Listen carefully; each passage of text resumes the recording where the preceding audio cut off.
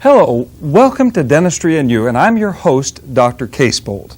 With me is Dr. Greg Houston, a close personal friend, a colleague, and a very, very fine dentist. Tonight, we're going to talk about volunteerism. In this world, and it is a very big world, we have needs, very basic needs. In our country, we have come to appreciate and understand just how fortunate we are to have good medical health and good dental health. But not all countries can share that ability to provide for their citizens. I would like to take a couple of moments to explain and make so very, very clear this very important point of just how fortunate we are. Dr. Houston goes to Venezuela. In fact, he will be going to Venezuela very shortly in May, and he returns to provide very needed, desperately needed help for the young children and the people that need dental care. Greg, welcome to Kansas City Alive. Thank you, Buford. Thanks for having me. Okay. Well, first of all, I think before we go a whole lot further, we do have slides that were beautifully taken. I think they very well depict the people of Venezuela, and they are very interesting people indeed.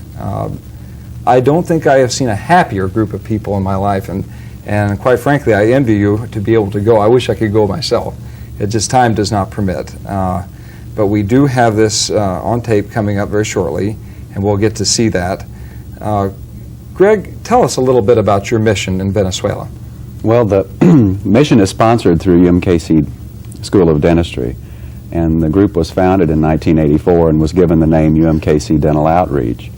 A group of people got together and decided to go to, in this case, was Brazil, and they went into the mountains and lived in tents and did nothing more than extractions, pulling teeth. Weren't able to fill any teeth, but found the experience very rewarding, and I was able to have a part in it when I was teaching at the dental school and was able to keep it going. We hooked up with a friend in Venezuela, David Smith, who worked with the foundation down there, and he called the dental school and wanted to bring us down, so we've been going down since 1986. This will be my 6th trip down.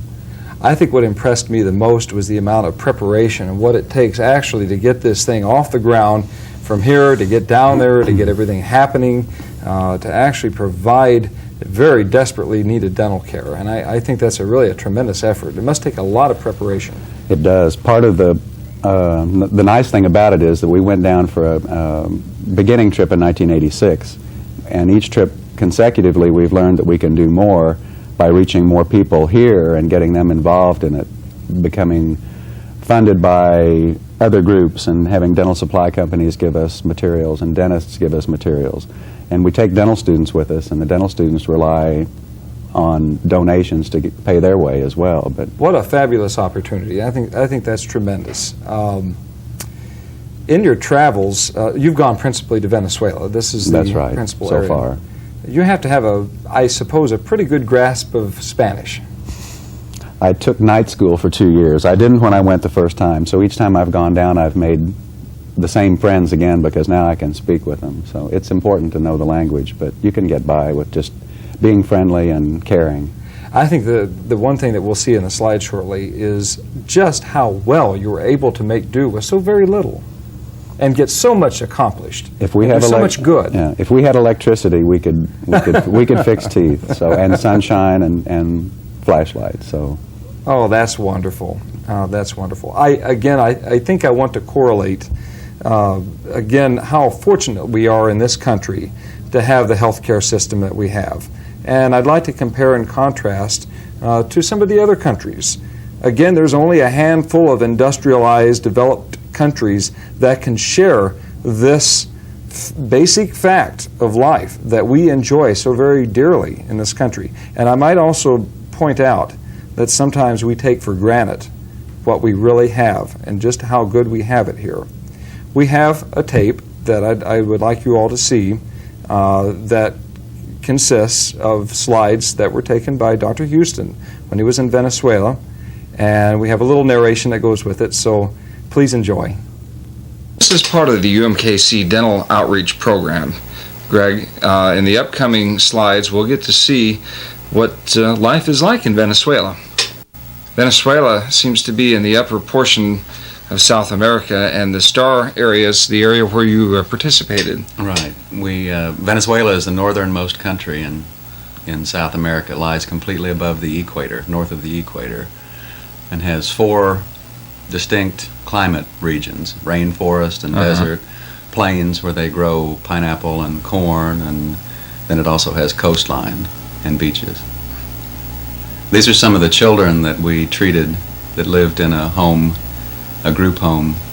Some were orphans and some had families, but the families were too poor to take care of them. And we made use of whatever transportation was available. This happened to be an open bed truck. This was at a facility for crippled children and adults called Cotolengo. Unfortunately, this little girl died, but she was severely malnourished and abandoned by whatever parent she may have had. This actually appears more or less in contrast to some of the happiness that I see in the children. Yes. So I would assume that's more or less an isolated event. Yes, as it is anywhere. No, the kids are mostly happy. It's amazing that they can be so happy and have so little. Looks like 1940s dental equipment. Yes, but that's about the only dental equipment that we had, and this was just in one place, and it wasn't movable. So this is probably the better equipment. Yes, yes. This is a group home where there are approximately 80 children living with 2 adult supervisors. The children prepare their own meals and kind of watch out for each other. There are children ranging in age from about 6 years old to 18. I think they ought to watch out for that snake. That snake was dead already. Oh. And the children line up at mealtime and orderly file in to eat their bowl of rice and arepa, which is a type of cornmeal bread. Very bland diet, very little meat. This is their Christmas ceremony. They celebrate Christmas in a big way. The religion in Venezuela is predominantly Catholic. There's a story about this I'd like you to share with us. Tío Rico means rich uncle, and it's nothing more than an ice cream peddler. And anyone can go and rent a cart for the day and make whatever he can by selling ice cream around. And the little men push, and you'll see them on every street corner. It's really very beautiful there. The scenery, the lay of the land's just gorgeous. Now this is a mountainous area. This is in the foothills of the Andes. These are facilities that might be normal in many areas of Venezuela. Yes, and somewhat luxurious because it's running water indoors, even though the water that they use here has to be hauled in from some 40 miles away. This, of course, is the toilet. No water to flush the toilet when you haul it 40 miles. So exactly. Very primitive. Some of the typical meal that we're having prepared was called empanadas. The children are so happy. They're beautiful people. I'm just really amazed. Despite all of the difficulties, they're truly happy people. And willing to share, and whatever little bit they have, they want to share with you. And this is you with several of your younger charges. Yes, yes. A typical main street, perhaps? Yeah, in a town called Corora. We would go into an area and announce our presence, and then people would come out and sit all day and wait. Now, this is dentistry with a flashlight, an assistant, and a doctor working under very primitive conditions. Truly dentistry in the field. That's right. That's right. We take lots of extra batteries and sometimes work only by sunlight. And you see the luxury of good equipment is missing here in this picture. Of course. Not every situation is a good situation. This little fellow suffered from pinworms, I believe, and he had required... they thought it was appendicitis, and it turned out it was worms, an infestation, but then... Fascination with gloves. Maybe they've never seen them before, perhaps. Probably not. Yeah. Anything new and different. And this is Kelly Douglas, who went with us on 3 trips down there, and he sponsored this little girl with a monthly stipend to help defray the costs of her care. Oh, that's wonderful. And this is the children getting ready to go home at the end of the school year to the homes that they may have. Of course, you have to make do with what you have. A waste paper basket can be a spittoon. Para escupir, we'd say, for spitting. This is in a clinic where we worked and collaborated with some Venezuelan dental students, and this is a group picture of us, and had a wonderful exchange. It's unfortunate that more of them didn't speak English and that we didn't speak Spanish, but again, these are more pictures of the actual dental procedures being done. We enlisted the patients to help us whenever we could. It definitely was a group effort, but it's come off every year, and people have always wanted to go back. How many hours would you put in a typical day doing this? Probably 8, allowing for a couple of hours of setup and tear down and travel time to get there. This is one of my very favorite pictures. I don't know, there's something artistically beautiful about this. The people are very beautiful, and this is one of my favorite photographs.